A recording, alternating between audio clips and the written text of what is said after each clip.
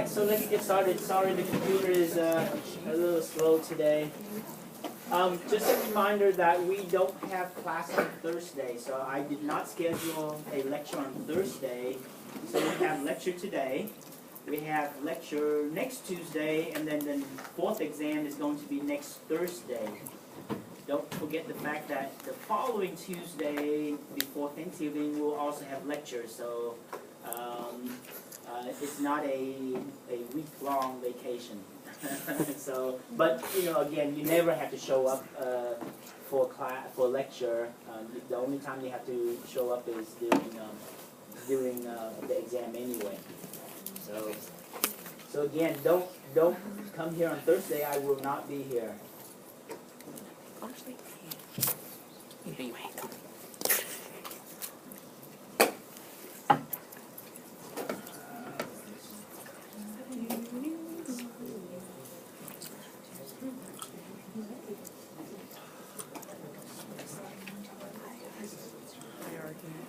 Hierarchy, H-E-I-R.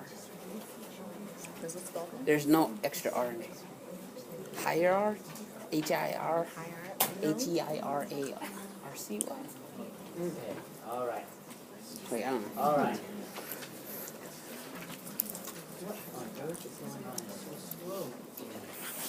Okay, this is where we Still left on off. vacation.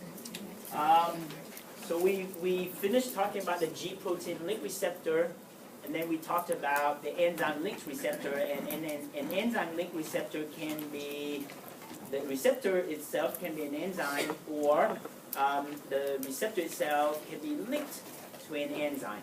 Okay. Remember the G protein link receptor. G protein isn't really.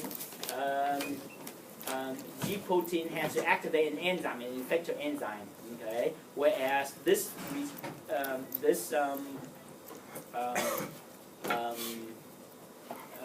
enzyme right here, they are linked. So one receptor is an enzyme and the other one is not, right? So that's why it's called enzyme link receptor.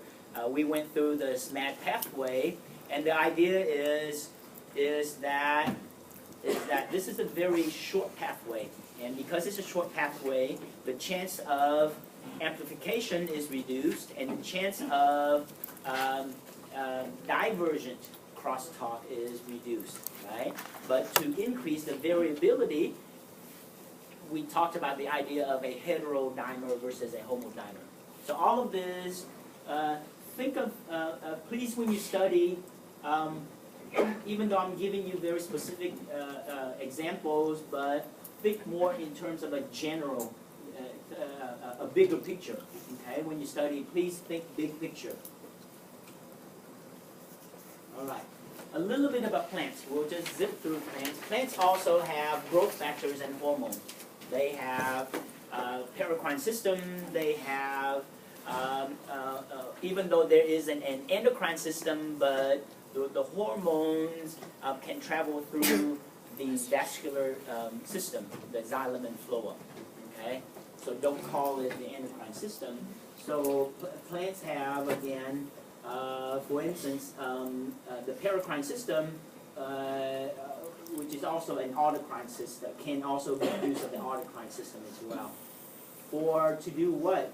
To do the same thing that animal cells have to do. A cell will not do anything unless it's told to do it.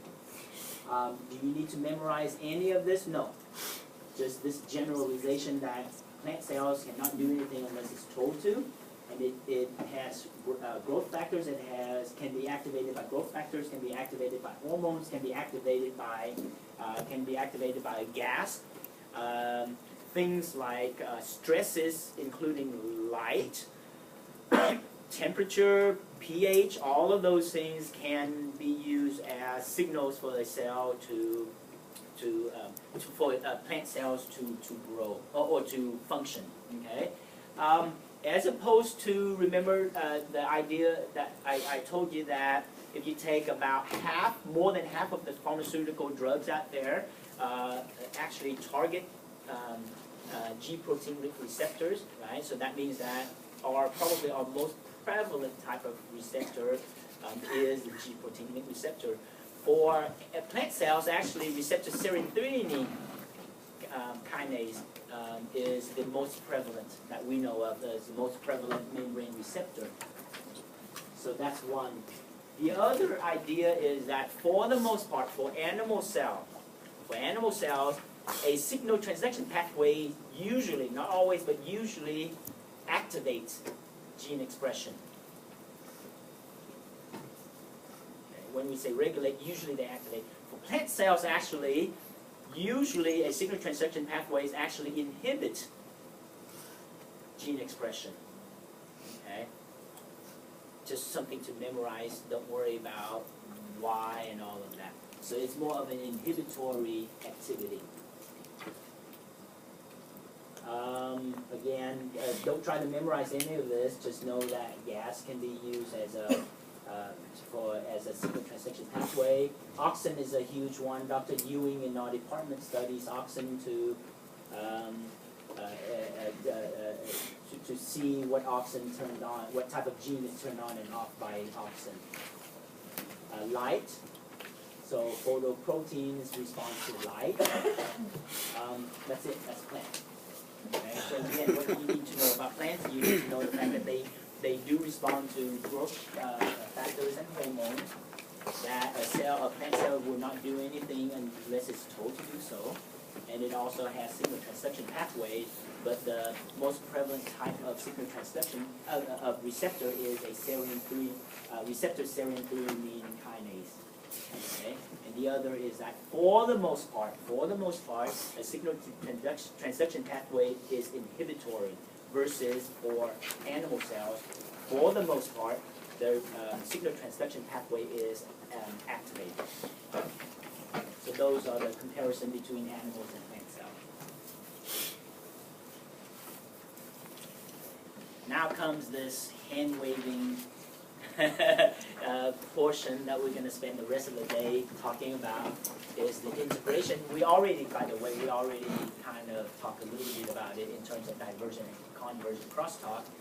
We look at integration, we look at the hierarchy. That means that what type of signals are more important. If it's more important, how would the signal transduction pathway look differently from ones that are for, let's say, homeostasis, right, to housekeeping.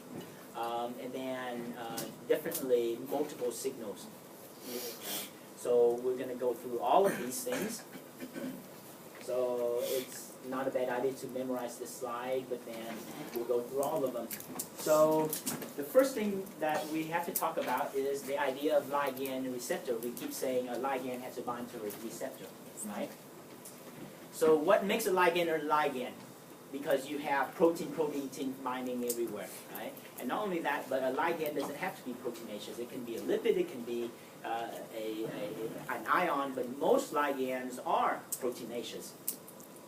Okay? And so the idea is this. The idea is the fact that ligand has, there's specificity between ligand and receptor. So a receptor has affinity for, meaning that it recognizes and binds to a ligand. High versus low affinity. So a receptor has relatively high affinity for a ligand. What does that mean by high affinity? That means that it can recognize and bind. So if there's high affinity, then a receptor can recognize and bind a ligand even if there's a very low amount of the ligand.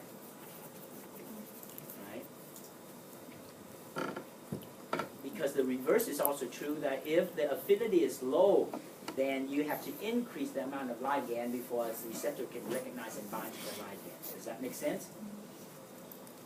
So the higher affinity, the lower you need the amount of ligand you need. So therefore, the active concentration of ligand is really low, really extremely low. And it's because there's specificity, very high specificity between a receptor and ligand. And you want that. Another characteristic of a ligand is that it has a very short half-life. If a cell is told to do something, it's told to do once. It doesn't have to be told to do it again, over and over again before it does anything. Right? It only has to be told once, and then it does what it does. But then you don't want to continue to have that cell, because if that cell is told to do told multiple times to do something, it will be prolonged, and then you have a problem, right? A lot of disease has to do with the fact that these signal transduction pathways are told to continue for a prolonged period of time, and you don't want that. Okay?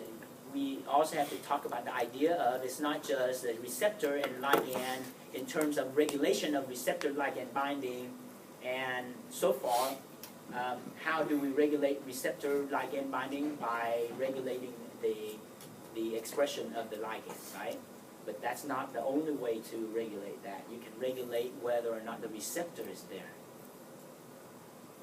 Does that make sense? So you can regulate whether the ligand is there, but you can also regulate the receptor. Regulating whether the ligand is there is you're regulating the signaling cell.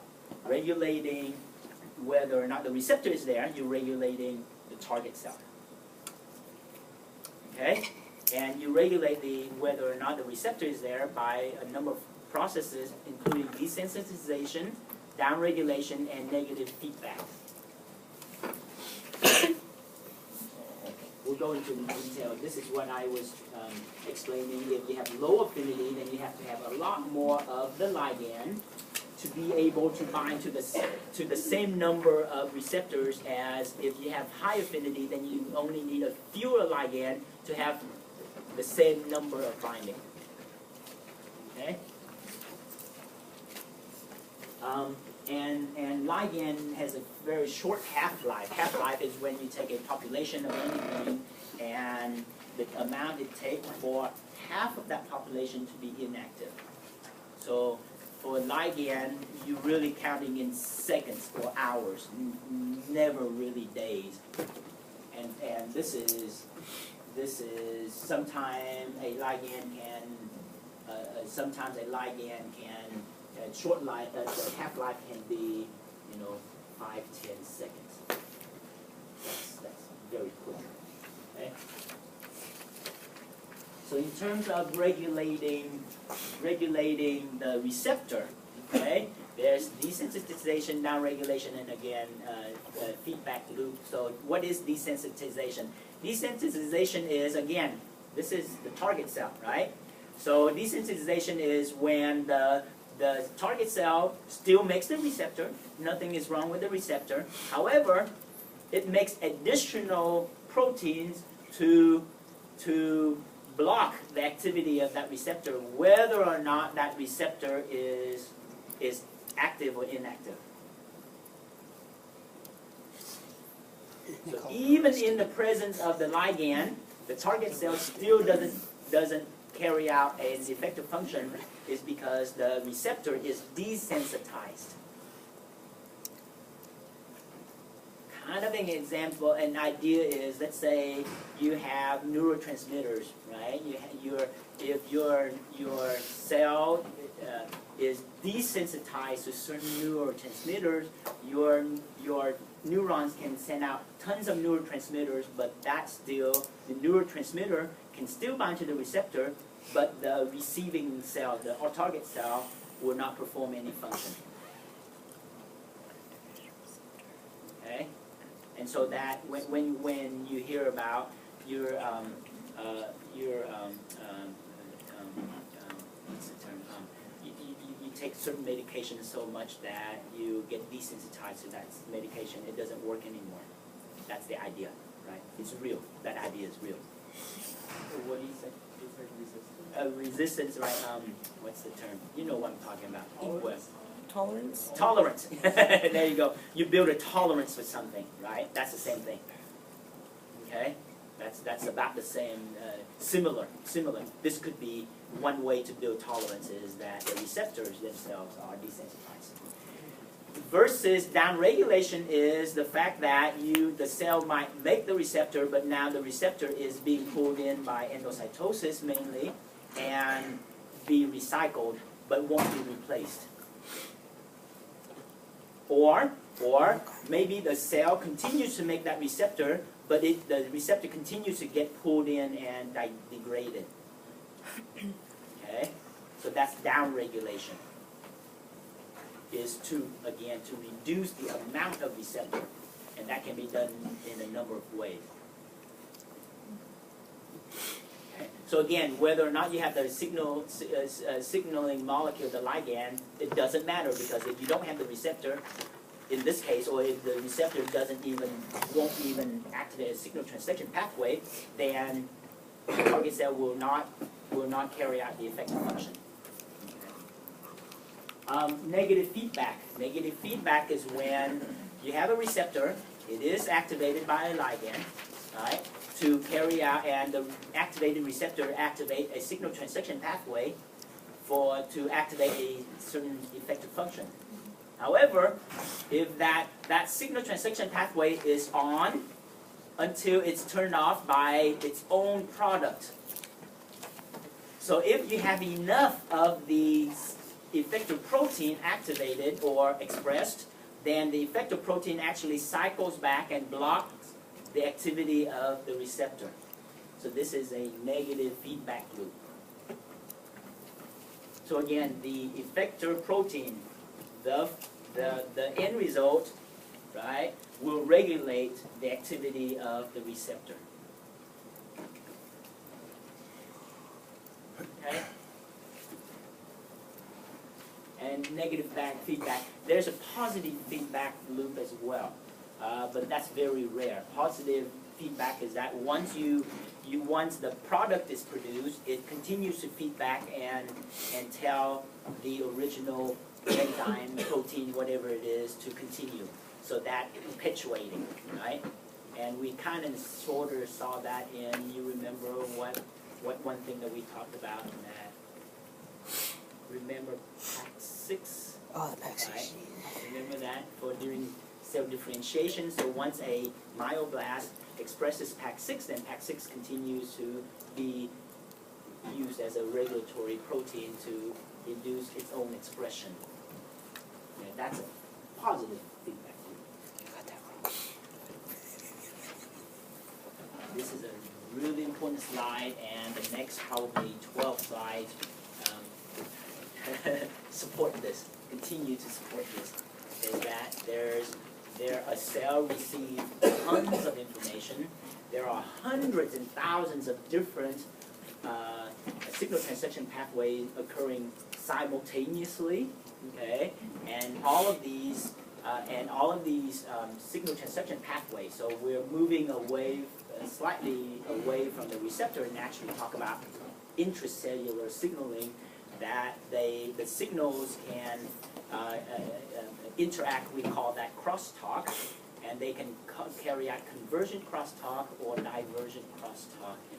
Convergent, and again, this is a general term, meaning that if one more ligand, one or more effector protein, one or more activity can actually produce, can actually converge to produce the same target mechanism. Versus divergent crosstalk is, again, either a ligand, an enzyme, an effector protein, an activity of some kind that actually, a single one can actually activate two or more of additional systems. Okay? So that's the bigger picture. In terms of the hierarchy, and this is, you would have this, and then both of these are actually about the same importance. Okay, so this is not quite correct. So you have daily activity. So homeostasis, you learn that term, homeostasis. That means that these are activities, signal transduction pathways that are activated almost constitutively. Still regulated. Constitutive means always performing the function, but still have to be regulated, right? And then every now and then you would have, if you have convergent or divergent crosstalk, that means that these are activities that are more important at that particular time, right? Not to say that homeostasis isn't important; it's really important.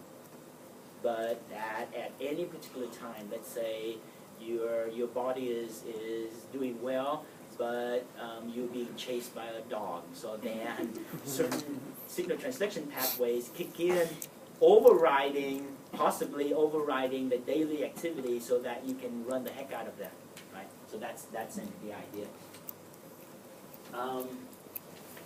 And an important function, convergent crosstalk, important example of convergent crosstalk, okay, more so than what we already talked about in terms of the receptor, is the idea of glycogen breakdown, for instance.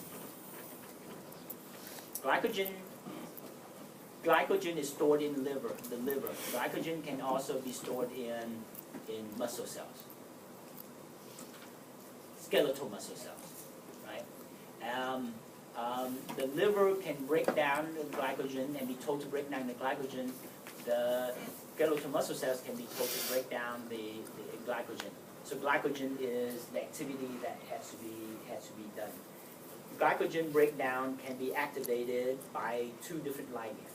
One is glucagon, and the other one is vasopressin. Okay? So again, both glucagon and vasopressin can activate glycogen breakdown. So that's convergent crosstalk. So the idea of this is it's easy enough to say convergent crosstalk. One activity can be activated by two different ligands.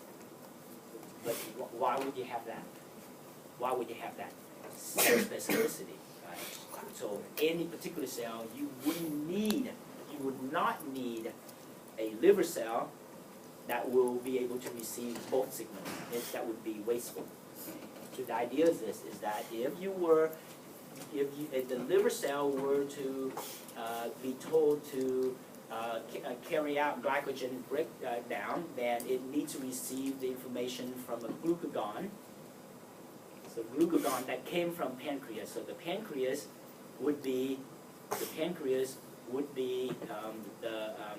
the signaling cell that would release glucagon, which is the ligand, which then the glucagon then would bind to a glucagon receptor on the liver cell to tell the liver cell to degrade glycogen, break down glycogen. Okay, and in the liver cell, then it activates the cyclic AMP pathway, and the cyclic AMP pathway could either be the receptor could either be the receptor G protein link receptor or we did not talk about that. So G protein link receptor. Okay, does that make sense? Right. For vasopressin, that is produced by the neuropituitary. So the neuropituitary is the signaling cell that then secretes the signaling molecule vasopressin that then can activate glycogen breakdown in skeletal muscle. Okay, but uses the PLC pathway instead of the cyclic AMP pathway. Right. And for this then in the muscle cell, either the G protein link receptor or the receptor tyrosine kinase may be activated, right? Because PLC can be activated by either pathway, but it's cell specific. Yes, ma'am. So in this case, this convergent crosstalk is because two different does the same. Activate the same activity, which is glycogen breakdown. That's why it's called convergent crosstalk. So in this example, you see that glycogen breakdown can occur in different cell types. But so therefore, in each cell type, then it's activated by a different ligand. So vasopressin will not be used to activate the liver cell to carry out glycogen breakdown. Right? And it has to do with cell specificity. That's why you need to have convergent crosstalk in this example. Okay?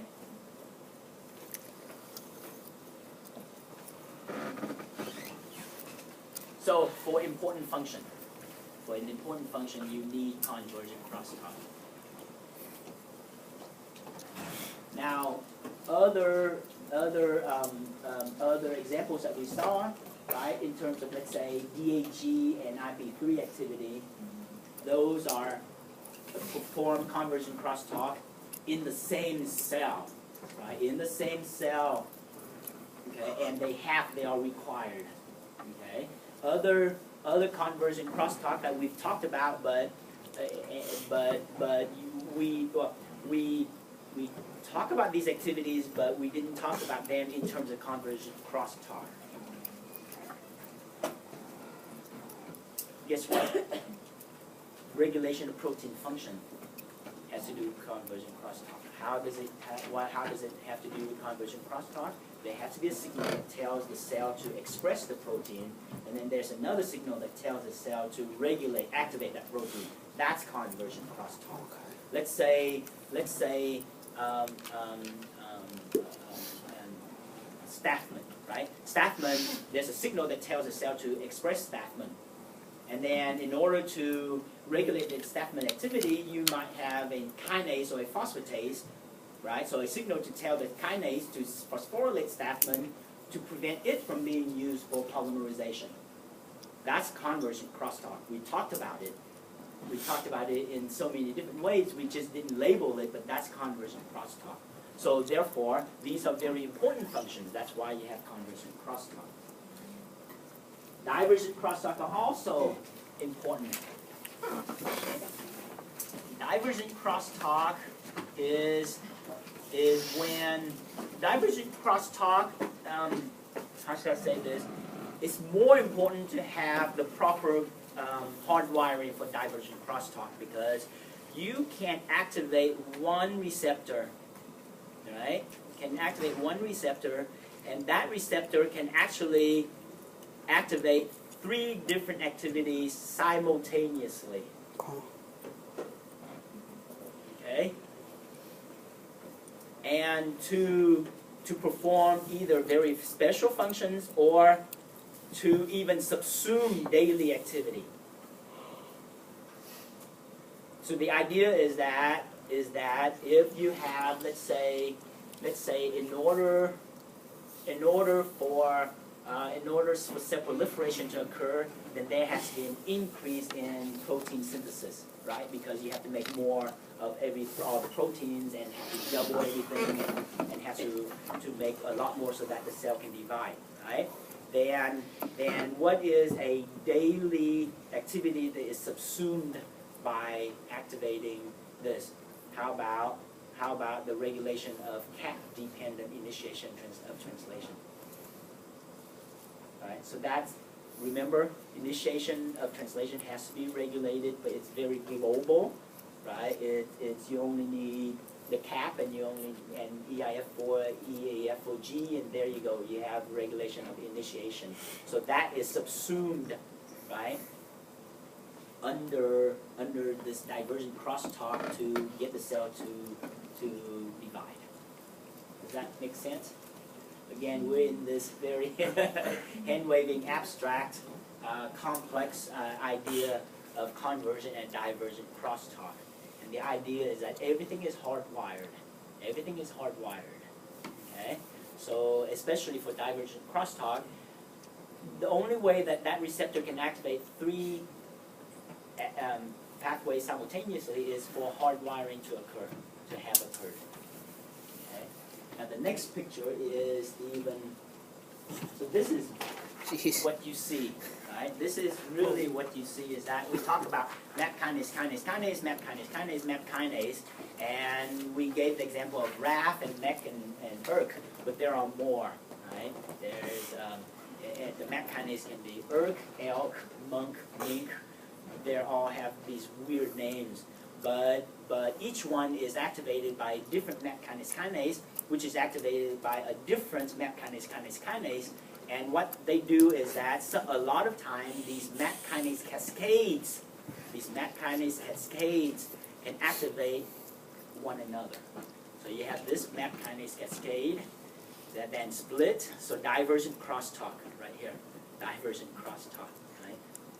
And all of this is occurring only.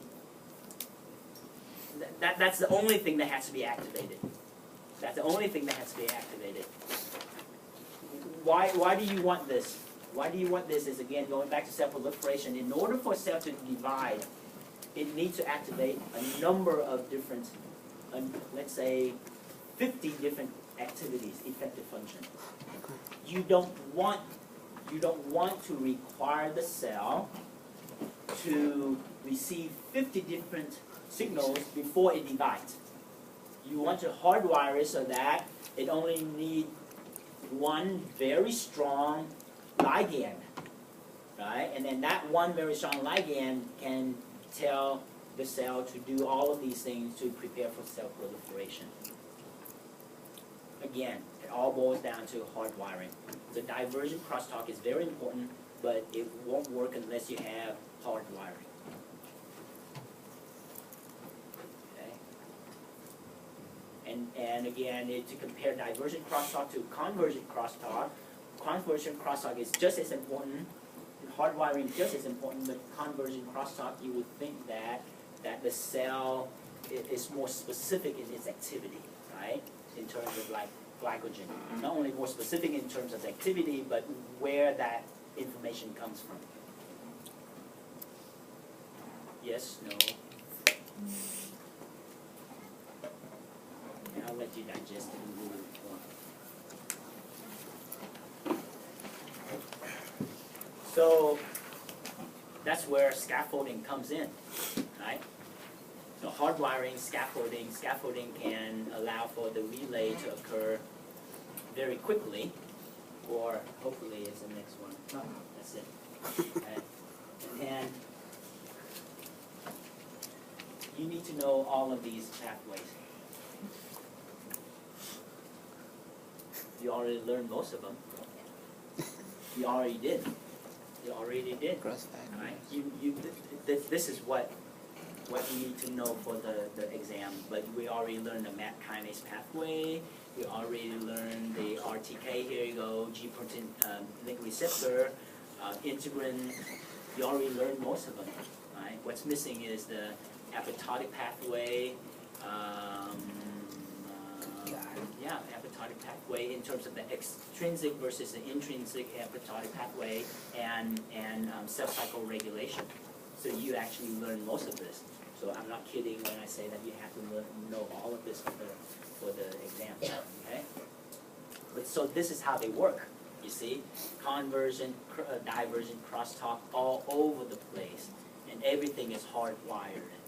Right? And in order for apoptosis to occur, you have convergent, divergent, crosstalk, and you have to have sequestration to regulate protein activity. Okay. And then the idea of if a cell is told, the cell has to be told to do everything, but it's also everything that it's told to do, it has to be told not to do something. So if a cell is told to undergo cell proliferation, it's going to told not to die. Right? If a cell is told to die, then all of this is negated and the cell will die. Right? So again, all of these ideas all kind of smash into this picture. And then if you go in for the final, if you go into more detail, it's gene regulation, transcription factor, response elements, promoter, enhancers, how about histone codes, methylation, right? It's all in this slide. Everything that you need to know that we've talked about so far is in this slide. So for the final, that's the extent.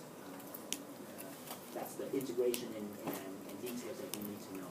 Okay, just to prep you. It's not too bad. So very interesting. Here's what's so interesting. Just about everything that the cell does requires multiple signals. For it to survive, for it to eat lunch, for it to proliferate, just about everything except cell death. For cell death, only one signal. You still have divergent and convergent crosstalk later on, but at the beginning, the signal, the ligand, right? it actually can come from either out of the cell or internally, and that's very rare that you actually have a signal that comes from the cell to tell the cell what to do. But for cell death, at least programmed cell death, there's only one signal. But everything else requires multiple signals, and that's important. Let's see. Okay. So then the question is why? Why? Why is it that in order for the cell to be told to divide, to survive, even to survive, that it needs to be told, you have to survive, you have to do this, you have to do that. But for cell death, it's so easy as long as you have a signal. What happens if a death signal just happened to be present and inadvertently and tell the cell to die? Will the cell die? Yes, it will die. But why is that? Why do you think? Because cells aren't as selfish as we are. A cell, even if it's inadvertently told to die, it will die. It will die for the betterment of the whole organism. Right? So accidental death is nothing to cells, right? But, however, if a cell needs to divide, that's very important. If it doesn't need to divide and it's accidentally divide, you have a problem. You have cancer, right? So accidental death will probably not do much unless you have massive accidental death. Then you would have wasting away, and then that's a problem in itself. But if you have accidental cell proliferation, that's more dangerous. So that's why cell death is going on right now in your body, right? Mainly apoptosis, but also cornification, right? So it's going on right now. And, of the 140 trillion cells, if you lose 1 or 2 or 1 or 2,000 or even 20 and 30,000 cells, it means nothing, right? But if you have accidental cell proliferation in a particular area, then you're in trouble. That's why cell death, there's only one signal.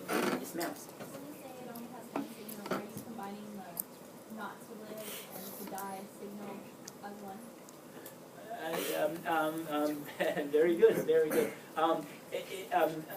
When a cell is told to die, it ignores the other signals.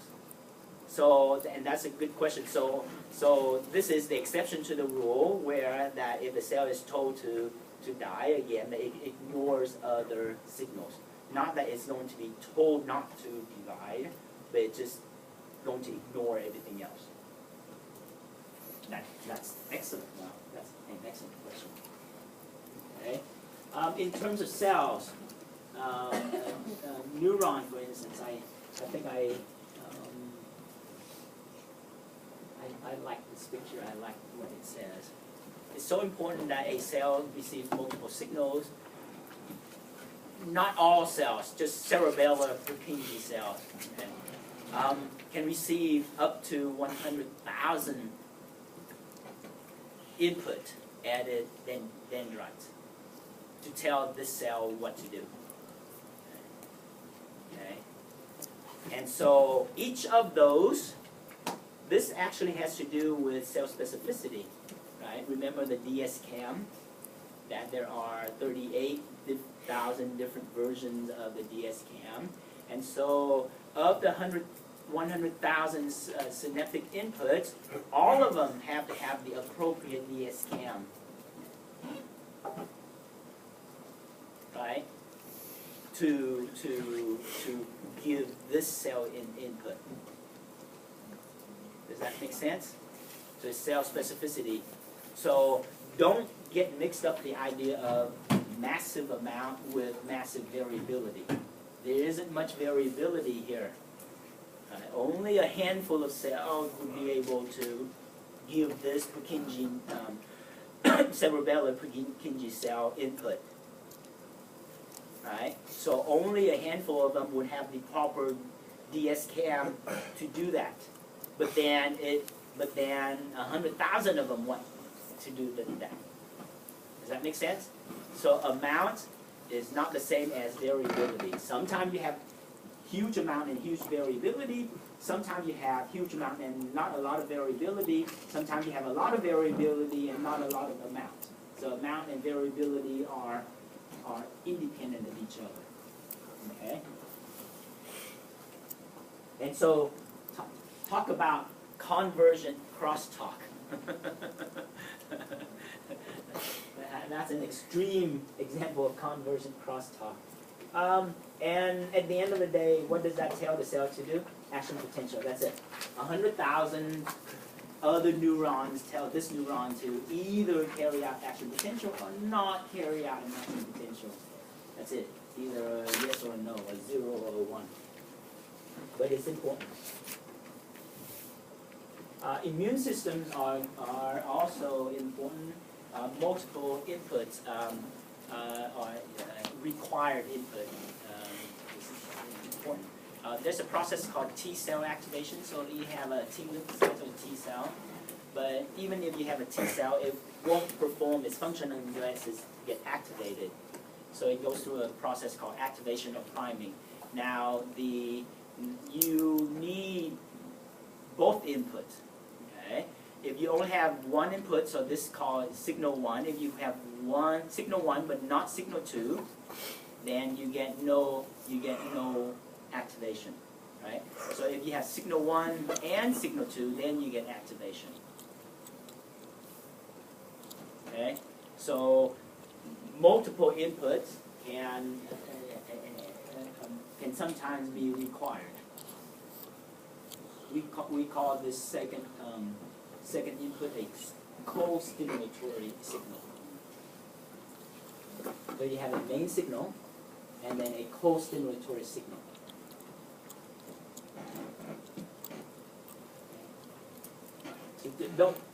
Don't try to memorize any of these names right here, CD28, B7, or any of that.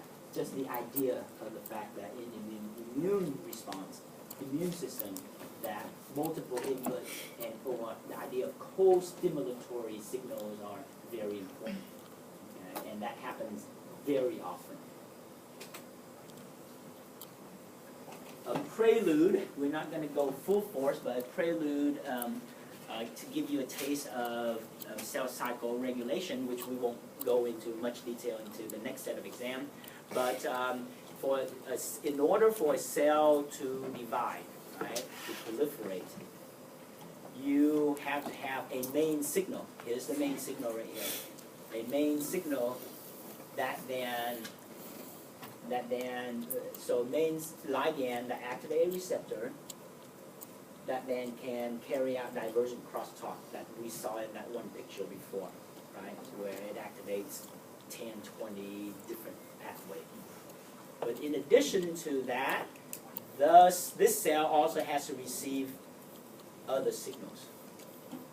So you have a main signal that is activated to tell the cell to carry out cell proliferation, but then, so that's divergent crosstalk, but then there's also convergent crosstalk. That means that the cell has to receive additional signals. Okay? Why? Why? To regulate whether or not the cell should divide. So again, in order for a cell to divide, it takes a lot. Right? Lots and lots and lots of activities. And because you don't want the cell to divide by mistake, right? So why do you have the other signal? So the original signal, what does that signal tell the cell to do? To divide, right? To go through the cell cycle, to make more proteins, to rearrange the cytoskeleton, to make more organelles, and all of that. Right? So that's the main objective. So when you study mitotic cell division, spindle fiber formation, breaking down of the nuclear membrane and all of that is set. Right? All of that is a part of this signal. However, in order for the cell divide, it also needs to know that it has something called anchorage dependence. It needs to know that the area where the cell is not crowded, that there's room to divide, right? There's room to divide. So if there isn't room to divide, then the cell won't, well, actually, that's density dependent. I'm describing density dependence. So density dependence is when, again, cell division depends on density of the cell. If there's high density, then the cell, even if it receives this information, will be told not to divide. So after receiving that information, the cell also have to receive basically a status report, right, of what is the density of the area. If it's low density, then the cell can divide. If it's high density, then that signal right there will negate the original signal. Does that make sense? Okay. It has to do with quorum sensing. Quorum sensing, basically, we don't call it that, but that's what it is, right? Quorum sensing mainly refers to unicellular organisms. Oh, okay. Anchorage dependence means that a cell has to anchor onto something, either usually an extracellular matrix, but also sometimes another cell. So what does that tell you about, what does that remind you about anchorage dependence signaling? That it has to do with cell adhesion, right? So remember, cell adhesion not only provide a mechanical strength and flexibility to the tissue, but also communication. So what do they communicate? They communicate the fact that there is anchorage dependence, that there is anchorage. So even blood cells that normally flow through the bloodstream, in order for blood cells to divide, they still need to anchor onto something, right? So anchorage. So the cell is told to divide.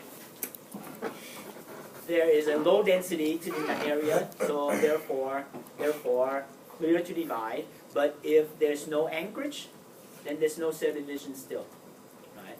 It doesn't really negate. No anchorage means that it doesn't negate all of those, but it's missing something. It's missing a piece.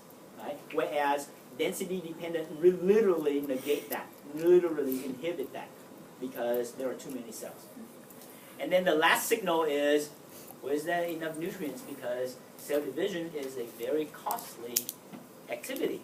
So you need a lot of nutrients. So the environment has to have enough nutrients, right? So now you're talking about endocytosis, transport, passive transport, active transport, all kinds of transport to allow the cell to carry out glycolysis, Krebs cycle, make a lot of ATP and GTP and so on and so forth, right? So you need nutrients.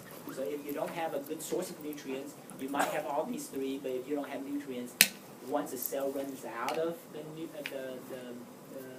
high energy molecules, it stops, right? So not having enough nutrients doesn't not necessarily stop cell division. It's just that the lack of high energy molecules like ATP and GTP, then the mechanisms, the processes that require ATP and GTP would not be carried out. That's it. Okay?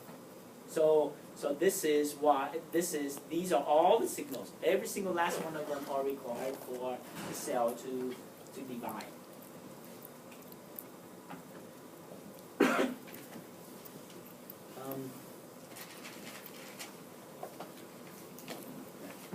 So, not sure what to say about this. It's complex.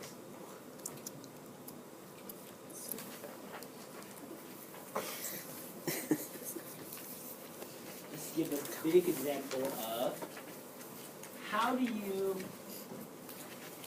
along the same line with breakdown of glycogen, right? Breakdown of glycogen in the liver is breaking down of glycogen. I'm not talking right.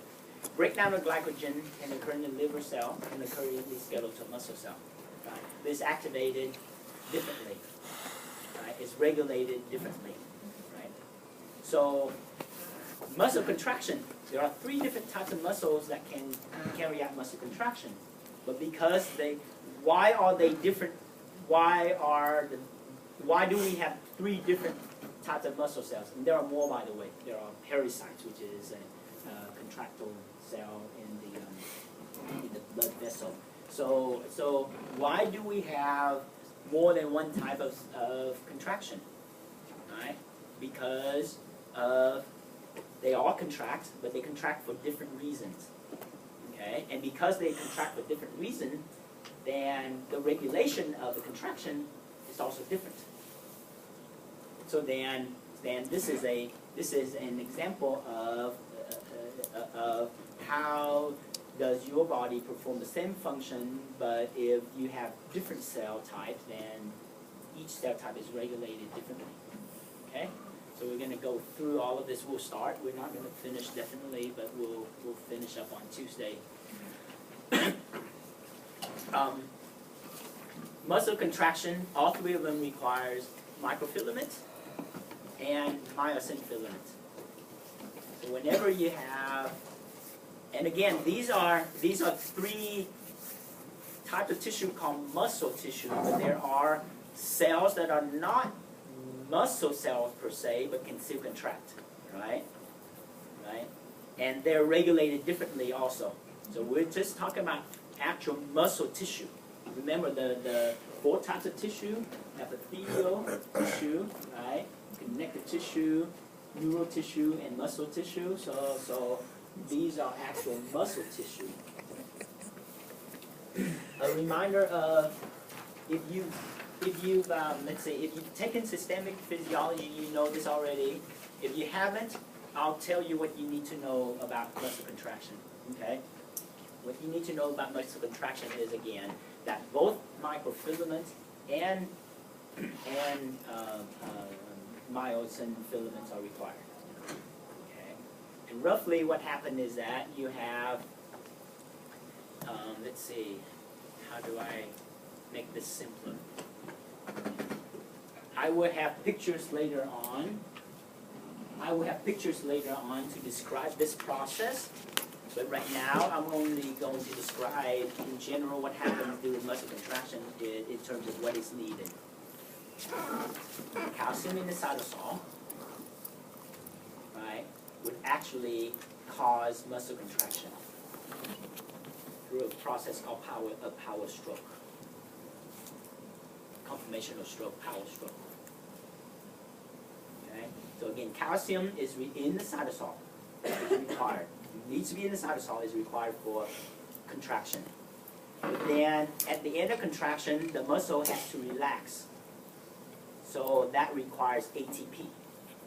So at this point, that's all that you need to know, is that muscle contraction requires calcium to contract, and then in order for relaxation to occur, ATP has to bind, and then so contraction means that the microfilament and myosin filament interact and contract. Right? And ATP actually causes them to dissociate, and that's relaxation. Does that make sense? So in a nutshell, that's all that you need to know right now. So that we can talk about the different types of muscle contraction. So here are the things that we need to look for in terms of regulation of muscle contraction. We need to know whether the contraction is voluntary or spontaneous, meaning that voluntary meaning that you yourself as a human being with the brain can actually induce a contraction, or does it happen without your thinking about it? So voluntary versus involuntary means the involvement of the central nervous system or not. Okay. All or nothing, meaning that is it going to contract really hard, or graded contraction, meaning that there's a gradation of contracting, right? And then is the performance at a high power, low power, and then does it cause this muscle to fatigue? And we're not talking about the fatigue feeling that you have when let's say you run a marathon and then the buildup of lactic acid, right? That's just the fatigue feeling that you have. But muscles actually do fatigue as well. If you work out, you know that after a few reps, your muscle, you literally can't push anymore, right? And that's muscle fatigue. That has nothing to do with the lactic acid. Your muscles just can't contract anymore. That's what we mean by fatigability, okay? So these are the three things that we have to consider for each skeletal muscle, cardiac muscle, and smooth muscle. with the pictures, I'm hoping that, yeah, okay. So for skeletal muscle and cardiac muscles, for the striated muscle, they look similar, where they have a unit called a sarcomere, right? So if you don't know what a sarcomere is, that's fine. Don't worry about it. Don't try to look it up. Basically, it's a set unit. It's an organized unit where you have the microfilaments, right, all lined up on both sides, and then a myosin filament would be in the middle, and then the contraction occurs when these things right here called the myosin head would bind to the microfilament and then tilt this way, okay, and then would pull the microfilament that way, pull the microfilament this way, and for both skeletal muscle and cardiac muscle, they do all of these myosin pooling of the microfilaments occur simultaneously. So that's why it's all or nothing. Right? That means that you have to have enough calcium that would be available for that. Remember, calcium is important for contraction. Is that a good enough summary of this for you? Okay. Yes, ma'am. So can you just kind of repeat that? Yes. So for a sarcomere, and this is only for striated muscle, skeletal muscle and cardiac muscle, that you have microfilaments all lined up, okay, on both sides, and the myosin filament would be in the middle. So this is the equivalent of the contractile bundling of microfilament, right? And then the myosin heads will actually tilt and pull these microfilaments here this way, and pull these microfilaments here that way, and so that's what contraction is, right? And it's all or nothing. That means that all of these are pulled, in all of the sarcomere in the area are contracting at the same time. So it's all or nothing. That means that you have to have a huge amount of calcium throughout the area as well. Right? So that's important. So you can tell by that when we talk about all or nothing, that means that you have to have a huge rise in calcium, amount of calcium in the cytosol. When you have graded contraction, that means that you can vary the amount of calcium in the cytosol. Right? So for striated muscles, skeletal muscle and cardiac muscle, you have all or nothing because you're having a huge influx of calcium ion into the cytosol all at once. That's what that means. How is that controlled is we'll talk about. So far so good?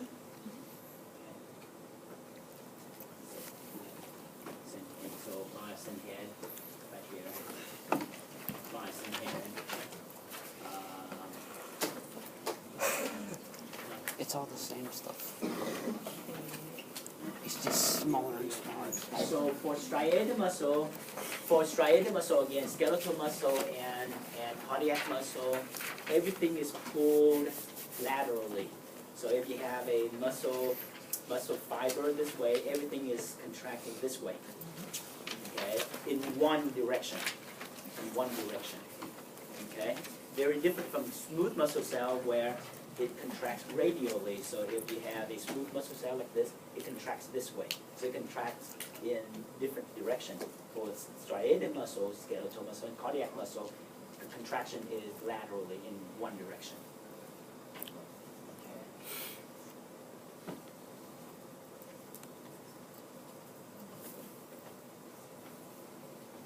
Okay, that's enough.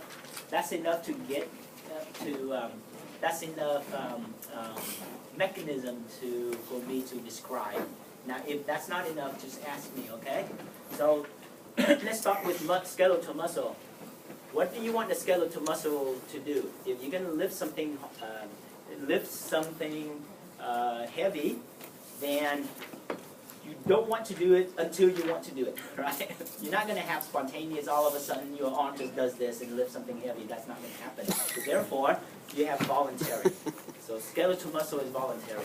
You're not going to contract until you want to in your head, right? So it's voluntary. It's all or nothing. Again, when skeletal muscle cells contract, within the same muscle fiber, all of them contract at the same time. So it's all or nothing. and it's at a high power, but it is at the cost of fatigability. So your muscle cell, your skeletal muscles will get tired. So voluntary, we already talked about. The synaptic signaling, right? So that's through the synaptic signaling. Done. All or nothing, like I said, is that all of the sarcomeres within the same muscle fiber contract at the same time. Done. Okay. It's at high power and cost of fatigability. How is that controlled? That's the important part right now. Is now we're going to get into even more systemic physiology to explain this. Okay? All of this.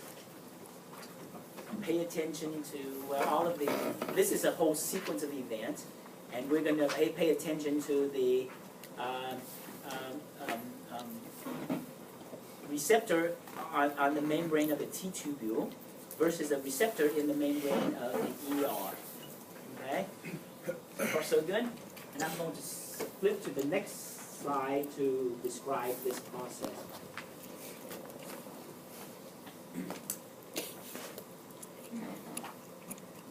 Ready? This is not just one muscle cell. This is a whole bunch of muscle cells. Okay? So muscle cells, what they form something called a syncytium, S-Y-N, C-I-T-I-U-M. It's S-Y-N-C-I-T-I-U-M. That's a normal English word. That means that things that work in unison, basically. So multiple units but work in unison. So muscle cells, and for skeletal muscle cells, you can't really tell one from the other. Okay? Here are the sarcomeres right here. They form this myofibril. All the sarcomeres are in here. So calcium has to be released, and this is in the cytoplasm of the muscle cells, and calcium has to be released in this area, in these areas, all at once. Okay? And here's how that happens. The red thing here represents the plasma membrane of the muscle cells. And then the plasma membrane actually intercalate into these things called T-tubule. So T-tubule is an extension of the plasma membrane that actually intercalate and dig into the middle of the cell. Okay? And the T-tubule then is directly connected to the ER membrane. This represents the ER membrane, the ER right here, or sarcoplasmic.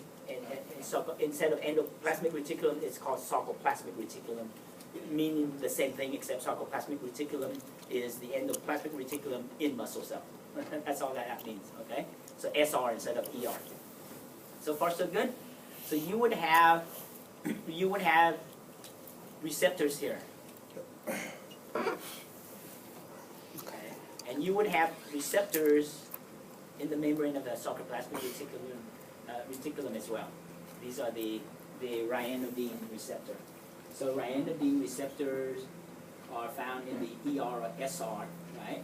And then dihydropyridine are the receptors in the T-tubule.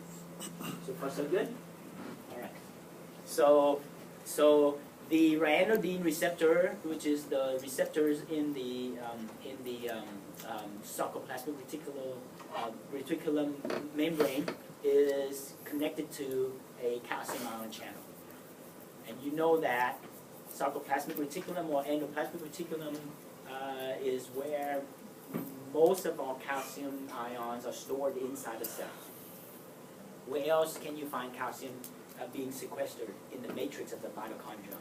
Where else? In the extracellular matrix. Right? So far, so good? Okay. So a skeletal muscle cell is told to contract, meaning that it somehow is told to release calcium ion into the cytosol. And here's how it does it. Okay?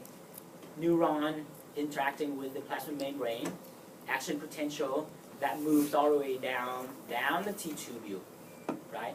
Down the plasma membrane, down the T-tubule. Since the T-tubule is connected to the sarcoplasmic reticulum, the action potential moves through the membrane of the sarcoplasmic reticulum as well. So far, so good? So it goes all the way down here, and then it does that throughout, okay? And then when the action potential moves down the sarcoplasmic reticulum membrane, ryanodine receptors are going to be activated,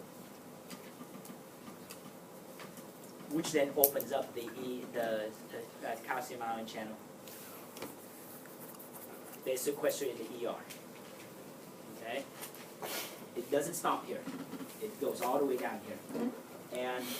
And then calcium from sequestered in the lumen of the sarcoplasmic reticulum will flood into the cytosol. All or nothing, very powerful, high power contraction. How much calcium do you have in there? A lot, but a limited amount. Right? A limited amount. What happens if you continue to tell these the muscle cell to contract repeatedly? Because when you work out, you do reps, you do it repeatedly. Each time you lose a little bit more calcium until you run out of calcium. What happens when you run out of calcium? You can't contract anymore. That's when you get fatigue. Right? That's when muscles, because you don't have an unlimited, you have a lot of calcium sequestered in the ER, and because the calcium for skeletal muscle contraction comes solely from the ER, right? That means that at some point, the ER will be depleted of calcium. When the ER is depleted of calcium, even if your brain tells your muscle cells to contract, it can't, because there's no more calcium that is flooding in. And it can't use out calcium from anywhere else, because action potential goes all the way down to the sarcoplasmic reticulum. So it can't use a calcium ion that is in the extracellular matrix. That's why skeletal muscle cells is all or nothing because of the flooding, right? But in high power, but it gets fatigued because of that. It's because of the depletion of the eventual depletion of the calcium ion sequestered in the sarcoplasmic reticulum. That's a mouthful. Does that make sense to everyone? And then we'll talk about cardiac muscle, and then we'll see why cardiac muscle don't get fatigued. Have a great week, I guess. See you next Tuesday.